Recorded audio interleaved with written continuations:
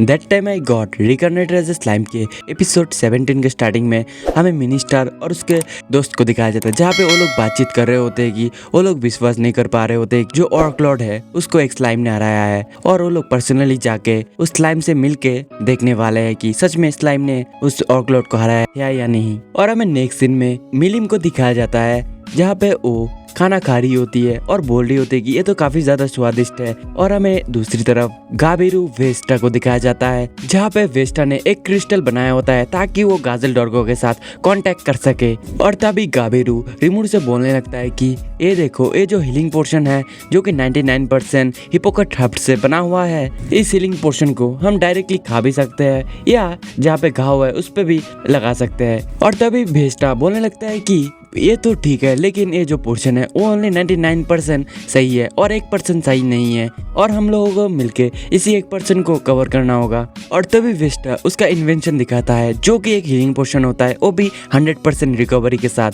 और रिमुरु इसे great search के जरिए एनालिसिस कर रहा होता है, और रिमुरु भी बता देता है कि फाइनली उन लोगों ने 100% काम का हीलिंग पोर्शन बना लिया है, और रिमुरु वेस्टा को कांग्रेचुलेशन कर रहा होता है। और तभी वेस्टा बोलने लगता है कि ये जो हीलिंग पोर्शन है ये काफी ज्यादा पावरफुल है, इसलिए हम लोग इसको छोटे मोटे घाव पे इस्तेमाल नहीं करेंगे, बल्कि जब कोई बड़ा घाव लगेगा तभी हम इस्तेमाल करेंगे, और जो छोटा मोटा घाव है उसको वो 98% वाला हीलिंग पोर्शन हील कर देगा। और तभी काइजिन आइडिया देता है कि वो लोग हीलिंग पोर्शन बना के डॉर्गन सिटी में जाके बेचेंगे ताकि उन लोगों को पैसा मिल सके, और इसी तरीके से डॉर्गन सिटी और रिमुरु का जो विलेज है उन दोनों को ही फायदा होगा। और तभी नेक्स्ट सीन में रिमुरु और काइजिन जाने लगता है, लेकिन तभी उधर एक बहुत ही जोरदार धमाका होता है, और तभी रिमुरु उधर जाता है और जाके देखता है कि रिगर्ड उधर पड़ा हुआ है और उसका फेस का हालत बहुत ही बुरा था। तो रिमुरु उसे हीलिंग पोशन दे देता है, और रिमुरु आगे जाके देख मिलिम उधर खड़ी है और उधर एक बंदा गिरा पड़ा है। और तभी मिलिम रिमुरु के पास जाती है और उसे बोलती है कि ये जो बंदा है ये बदतमीजी कर रहा था, इसलिए मैं उसे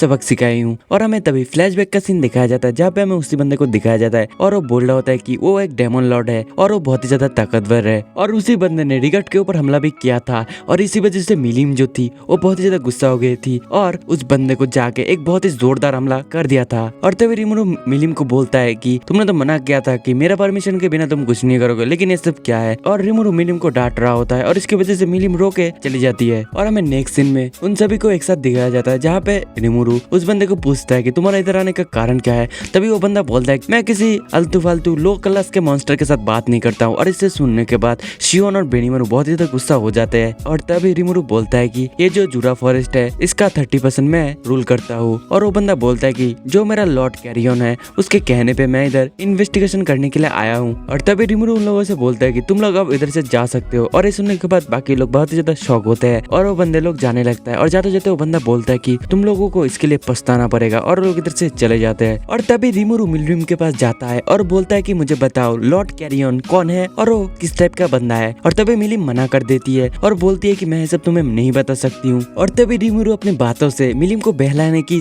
कोशिश कर रहा होता है, और वो बोलता है कि हम दोनों बेस्टीज है और बेस्टीज कभी भी एक दूसरे से अपना सीक्रेट नहीं छुपाता है, तो बताओ लॉर्ड कैरियन कौन है। और तभी रिमुरु बोलता है कि अगर तुम मुझे बताओगे कि लॉर्ड कैरियन कौन है तो मैं तुम्हें एक वेपन बना के दूंगा, क्योंकि हम दोनों बेस्टीज जो है। और ये बात सुन के जो मिलिम है वो बहुत ही ज्यादा खुश हो जाती है। और रिमुरु मन में सोच रहा होता है कि ये तो काफी ज्यादा आसान है, क्योंकि मिलिम जो है वो अंदर से भी बच्ची है। और मिलिम सभी बातें रिमुरु को बोल देती है, और रिमुरु बोलता है कि क्लेमेन, कैरियन, फ्रे ये सब डेमन लॉर्ड्स है, और जो गेलमूड है वो मिलिम का पपेट है जो कि डेमन लॉर्ड के साइड से काम कर रहा था। और मिलिम रिमुरु से बोलती है कि अब मुझे एक वेपन बना के देना, क्योंकि मैंने जो सीक्रेट था वो सभी सीक्रेट तुमको बोल दिया है। और हमें बताया जाता है कि जो ग्रेट फॉरेस्ट ऑफ जुरा का आसपास में किंगडम है, और उन्हीं में से एक है फालमूथ, जो कि एक बहुत ही बड़ा ट्रेड पावर की सबसे जाना जाता है, और यहाँ तक कि वो वेस्टर्न के प्रोविंसेस के गेटवे भी है। और उसी किंगडम से एक टीम को भेजा गया है ग्रेट फॉरेस्ट ऑफ जुरा में, ताकि वो लोग इन्वेस्टिगेशन कर सके ऑर्कलॉर्ड के बारे में। और उन लोगों को लीड कर रहा है एक बंदा जिसका नाम है यूम, और हमें उसी लीडर यूम को दिखाया जाता है जहाँ पे वो एक जगह पे रुकता है तो बाकी सब भी रुक जाते हैं। और तभी यूम सोचने लगता है कि उनके आसपास कोई ना कोई जरूर होगा, और इसलिए वो लोग रुके हैं। और कैप्टन यूम और बाकी सभी लोग अपने अपने हथियार निकाल लेते हैं और अपने पोजीशन में आ जाते हैं। और तभी यून अपने मैजिक आई से देखता है तो उधर एक बहुत ही बड़ा केकरा आने वाला होता है। और तभी हमें उधर कावेल और उसके टीम को दिखाया जाता है, जहाँ पे वो लोग जंगल से भाग के आ रहे होते हैं और उनके पीछे एक बहुत ही नाइट स्पाइडर पड़ा हुआ होता है। और तभी यून अपना पोजीशन ले लेता है और यून एक मैजिक का भी यूज करता है, जिसके वजह से उसके बॉडी के चारों तरफ एक शील्ड क्रिएट हो जाता है और यून आगे बढ़ता है उस मॉन्स्टर के साथ फाइट करने के लिए। लेकिन तभी उधर गोप्टा के हाजिर होता है और गोप्टा काबिल को देख के बोलता है कि हे काबिल,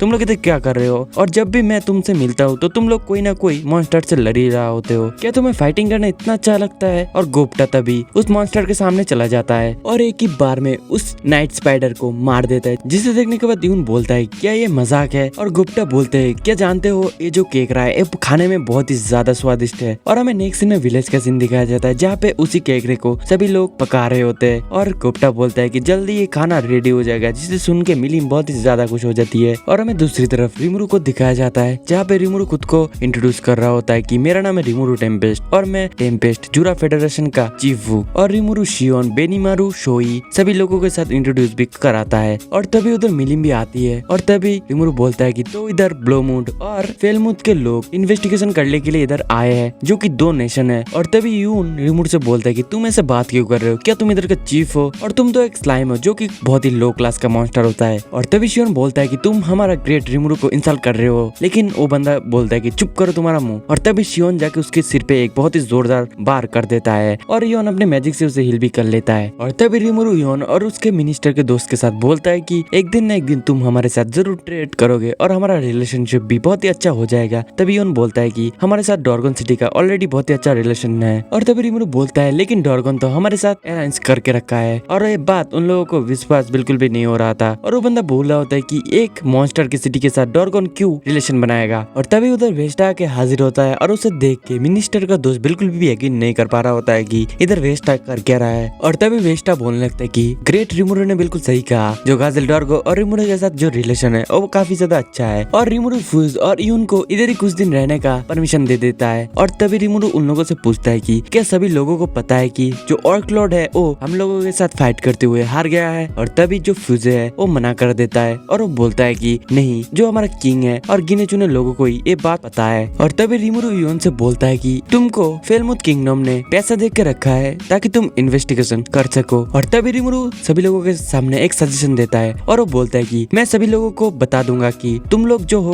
वो चैंपियंस हो और तुम लोगों ने ही उसी ऑर्क लॉर्ड को हराया है। और ये बात सुन के योन और उसके बाकी सारे साथी बहुत ही ज्यादा शॉक हो जाते हैं। और तभी रिमुरु बोलता है कि ये हम लोगों को काफी ज्यादा हेल्प करेगा और हम लोग ये र्यूमर फैला देंगे कि जो तुम लोग हो जो कि चैंपियंस हो और तुम लोगों ने ही उसी ऑर्क लॉर्ड को हराया है, जिससे कि किसी को शक भी नहीं होगा कि एक लो क्लास के मॉन्स्टर ने एक ऑर्क लॉर्ड को कैसे हरा दिया है। और वो लोग इन्वेस्टिगेशन करने के लिए इधर आते रहेंगे, इसलिए अगर तुम लोगों के ऊपर वो क्रेडिट चला जाएगा तो कोई इन्वेस्टिगेशन करने के लिए इधर आएगा ही नहीं। और हमें नेक्स्ट शाम के सीन दिखाया जाता है, जहाँ पे योन खड़ा होता है और उसके पास रिमुरु आया होता है। तभी योन बोलता है कि ये जो टाउन है वो तो कुछ अलग ही है, क्योंकि इनका जो लोग है वो काफी ज्यादा खुश है और काफी ज्यादा एंजॉय भी करते हैं। और ये जो विलेज है इनमें मॉन्स्टर और ह्यूमन सभी लोग एक साथ रह रहे हैं, जो कि काफी ज्यादा यूनिक है। और तभी योन बोलता है कि मैंने डिसाइड कर लिया कि मैं तुम्हारे ऊपर ट्रस्ट करूंगा। और तभी योन रिमुरु से बोलता है कि आप मुझे परमिशन दो ताकि मैं आपको मास्टर रिमुरु बोल सकूं। और रिमुरु भी हाँ कर देता है और रिमुरु उन लोगों को पोजीशन भी दे देता है और योन और उनके बाकी सारे साथी हाकुरु के नीचे काम करेंगे और उन लोगों को चैंपियंस नाम से बोला जाएगा। और हमें नेक्स्ट सीन में डेमन लॉर्ड क्लेमेन को देखा जाता है और उसके पास टियर नाम की एक लड़की आती है और वो बोलती है कि मास्टर क्लेमेन, आप मुझे बच्चे की तरह ट्रीट करना बंद करो, क्योंकि मैं बच्ची नहीं रही बल्कि मैं बहुत ही बड़ा हो चुका हूँ। और क्लेमेन टियर से बोलता है कि मिलियन की तरफ से एक बात है, मिलिम जो है वो एक जगह पे गया है इन्वेस्टिगेशन करने के लिए, लेकिन अभी तक लौटा नहीं है और मैं जितना सोचा था ये तो काफी ज्यादा इंटरेस्टिंग है। और तभी वो लड़की जो कि टियर है वो बोलती है कि लॉर्ड मिलिम को ऐसा क्या मिल गया कि वो इतना ज्यादा इंटरेस्ट में है और अभी तक आया नहीं है। और तभी टियर क्लेमेन से बोलती है कि शायद मुझे भी जाके देखना चाहिए कि लॉर्ड मिलिम को इतना ज्यादा क्या इंटरेस्ट मिल गया कि वो अभी तक इधर नहीं आई है। और क्लेमेन भी उसे परमिशन दे देता है, जिसकी वजह से टियर बहुत ही ज्यादा खुश हो जाती है। और तभी क्लेमेन बोलता है कि मैं चाहता हूँ कि जितना भी कम वायलेंस हो सके उतना कम वायलेंस हो और मैं काफी ज्यादा